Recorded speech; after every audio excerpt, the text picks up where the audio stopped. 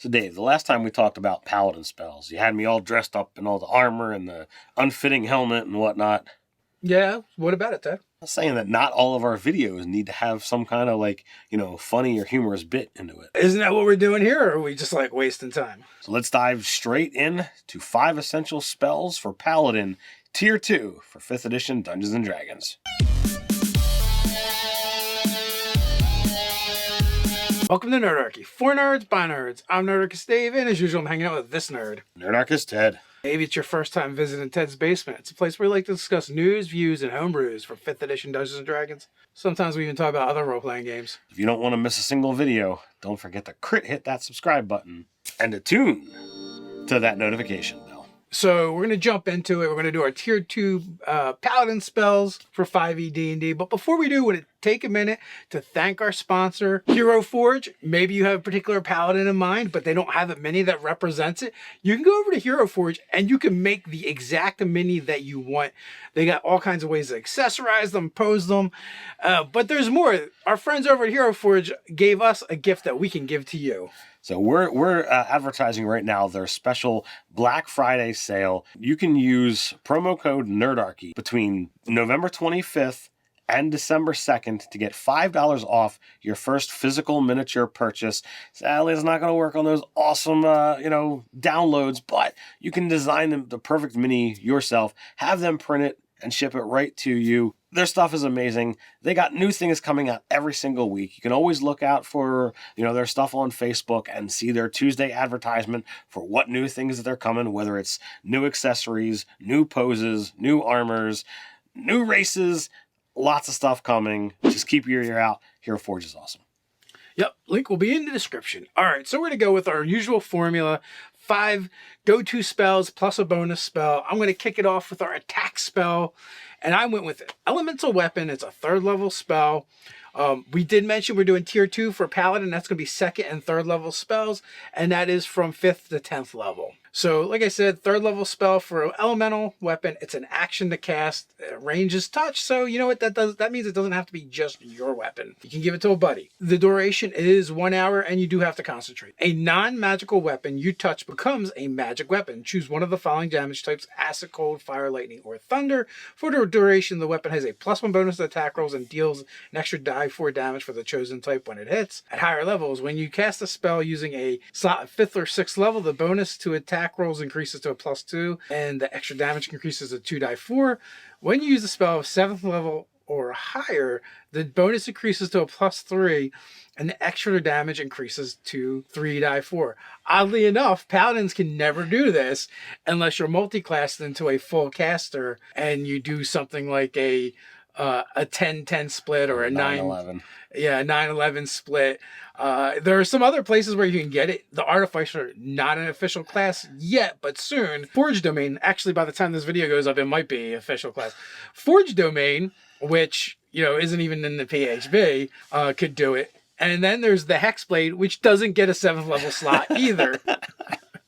So, pretty amusing. Great spell overall. So I'm going to go into our buff spell, and for this one, I've selected Aid. 2nd level spell, range is 30 feet, duration is 8 hours, casting time is an action, verbal somatic material, abjuration, and lo and behold, the effect is buff. Not concentration. So that's the awesome key point here. Your spell bolsters your allies with toughness and resolve. Choose up to 3 creatures within range. Each target's hit points, maximum and current hit points, increase by 5 for the duration. When you cast a spell using a spell slot of 3rd or higher, target's hit points increase by an additional 5 for each spell slot above 2nd. You've got the ability to expand upon this one. And suppose you want to play a paladin that's not all about spiting, but you want to use your spells, in a different way. There's nothing wrong with Aid. I can't recommend this one highly enough. Incredibly useful. Yeah, Aid is by far one of my favorite spells in the game. It's awesome. The fact that you're increasing your hit point maximum and not getting temporary hit points is a real big deal. So even after you use up those hit points that Aid gave you, can keep filling it up as long as you have the time and the healing. It's great. You're going to be able to heal it during a short rest. You're going to be able to heal it with spells. With your hit dice, you can do a lot with it. So you're going to you're going to keep going back into that pool over and over again. And you can stack it with temporary hit points. And you can stack it. So that's really nice. So I'm going to go next with our defense spell. Now, sadly, paladins at this tier do not have a lot of defensive spells. So we went with one that's going to be kind of useful, but it's situational. Magic Circle. Level 3rd. Casting time 1 minute. That's one of the biggest problems with it. Range and area is 10 foot, and it's a 20-foot cylinder. Verbal, somatic, and material. Duration is hour, not concentration, abjuration. And it calls it a control effect. But we think we can use it for defense, and we'll go into that. You create a 10-foot radius, 20-foot tall cylinder of magical energy centered on a point on the ground that you see within range. Glowing runes appear wherever the cylinder intersects the floor or other surfaces. Choose one or more of the following types of creatures: celestials, elementals, fae, fiends, or undead. The circle affects a creature of the chosen type in the following ways. The creature can't willingly enter the cylinder by non-magical means. If the creature tries to use a teleportation or interplanetary travel to do so, it must first succeed a charisma saving throw. The creature has disadvantage on attack rolls against targets within the cylinders. Targets within the cylinder can't be charmed, frightened, or possessed by the creature. When you cast a spell, you can elect to cause its magic to operate in the reverse direction, preventing the creature of the specified type from leaving the cylinder and protecting the targets outside. At higher levels, when you cast a spell using a spell slot of 4th level or higher, the duration increases by 1 hour for each slot above 3rd level. So what I like this for is you can prepare the battlefield. Maybe you're a supernatural fan, right? And they use similar magic all the time. And you could basically set a trap with your magic circle to try and lure enemies into it. Or if you know a battle's coming and you're going to be assailed by these types of creatures, you draw your circle, you put your spellcasters in there, or your archers in there, or your squishies in there, and it gives them protection against the enemies and sets it up. That being said, it's not the easiest spell to get off because you're going to have to do it before a battle begins, and you need to have prep time. But, with that prep time, there are times that you are going to have that you're going to have the time to be able to set it up. If you want to set an ambush, if you're going to, as Dave says, be able to prepare the battlefield, being able to give them disadvantage on their attacks against them, unable to cross without a saving throw, and, immunity to those conditions, that is just a great thing to have. And, as Dave says, there's not a whole lot of defensive things, but I don't feel it was too hard of a shoehorn to get that one in there. No, not at all. So I'm going to go with our iconic. And is there really a more iconic spell for a paladin than Find Steed? So 2nd level, ranged area is 30 feet, instantaneous, casting time is 10 minutes, verbal somatic, conjuration, and it's a summoning. You summon a spirit that assumes the form of an unusually intelligent, strong, and loyal steed, creating a long-lasting bond with it. Appearing in an unoccupied space within range, the steed takes on a form that you choose: a warhorse, a pony, a camel, an elk, or a mastiff. Your GM might allow other animals to be summoned as steeds. The steed has the statistics of the chosen form, though it is a celestial, fae, or fiend, your choice, instead of its normal type. Additionally, if your steed has an intelligence of 5 or less, its intelligence becomes 6 and gains the ability to understand one language of your choice that you speak. Your steed serves as your mount, both in combat and out, and you have an instinctual bond with it that allows you to fight as a seamless unit. While mounted on your steed, you can make any spell you cast that targets only you also targets your steed. When the steed drops to 0 hit points, it disappears, leaving behind no physical form. You can also dismiss your steed at any time as an action, causing it to disappear. In either case, casting this spell again summons the same steed, restored to its hit point maximum. When your steed is within 1 mile of you, you can communicate with each other telepathically. You can't have more than one steed bonded by this spell at a time. As an action, you can release the steed from its bond at any time, causing it to disappear. So, in earlier editions of D&D, a paladin got a steed as a class ability. They've put it into a spell form.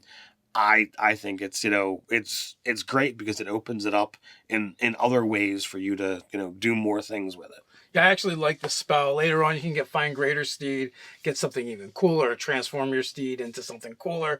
There's a lot of roleplay aspects to it. It's a great spell, and yet because the fact that it was literally a class feature for so much of the paladin's career throughout D&D, this felt like you couldn't get any more iconic than this. I would agree. So next up, we're going to go with a utility spell. Again, Paladin only had about 3 of them at this tier, and one of them being, create food and water, and, another being like protection or locate object. So we didn't have a lot of choices. So of the 3, we went with the one that felt the most iconic and Paladin-like for the traditional lawful good Paladin, maybe not for some of those darker Paladins. And that is a 3rd level spell, Daylight. 1 action to cast, range is 60 foot, and it's a 60-foot sphere, so it's huge. Components are verbal and somatic. It lasts an hour. It is not concentration. A 60-foot radius sphere of light spreads out from a point you can choose within range. The sphere is bright light and sheds dim light for an additional 60 feet. So that's a 120-foot radius. That's like in a dungeon. 120-foot diameter. Diameter. I mean, yeah, and in a dungeon, that is like forever. If you choose a point on an object you are holding, or one that isn't being worn or carried, the light shines from the object and moves with it, completely covering the affected object with an opaque object such as a bowl or helm blocks the light, so you can put it in a lantern or something. If any of this spell's area overlaps with an area of darkness created by a spell of 3rd level or lower, the spell that created the darkness is dispelled, so you get the extra effect. You can use it to dispel darkness. It's a light source, and it is a very big light source. And, some things actually would, suffer from things of this nature, I would think. I mean, it might be up to your DM, but, the spell is called Daylight. So I would say if something is daylight sensitivity, then I think this should affect them. Yeah, I would say that this definitely would affect anything that has the sunlight sensitivity.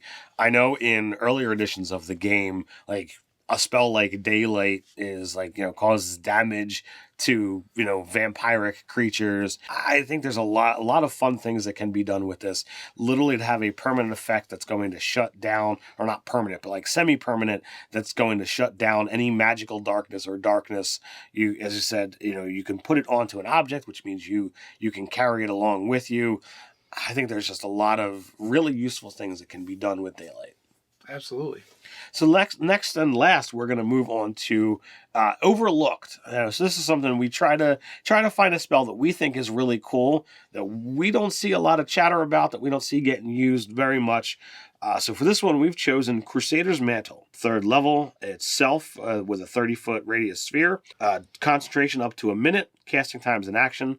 Only a verbal component, evocation, and the effect is radiant. Holy power radiates from you in an aura within 30 feet, awakening boldness in friendly creatures.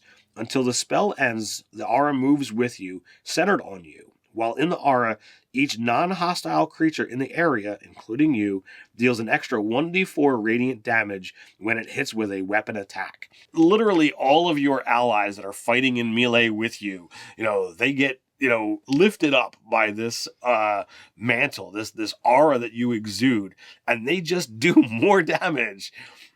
That's pretty darn cool if you ask me. If you can get that and get your cleric class and bless, die for the hit, die for the damage, that's potentially a lot of different attacks it's going to affect. That's going to add up over the course of a battle to be a lot of damage. Oh yeah, I've seen bless greatly affect a battlefield of the number of times like, oh, I missed. Wait a second. Bless, they roll a d4 and they get just enough. So getting those extra damage, I've seen the same effect where it's like, they didn't kill the creature by like 1 or 2 points. This could make all the difference. And not only that, someone's going to crit at least once or twice during the battle, so you're going to get even more bang for your buck there. Indeed. So those are our 5 essential Paladin spells for 5th edition Dungeons & Dragons Tier 2. Let us know, what are your go-to spells? We got a place to discuss it in the comments below. Before we head on out, let me take a moment to invite you to join Nerdarchy the Adventuring Party over on Patreon. What can I expect over there, Ted? We're creating products for 5th edition Dungeons & Dragons that your players and DMs alike can drop right into their game. That's not all. We do monthly giveaways and our patrons are automatically entered. We do weekly hangouts with our patrons and more. So quest on down to the description. Join the Nerdarchy Adventuring Party on Patreon. And until next time, stay nerdy.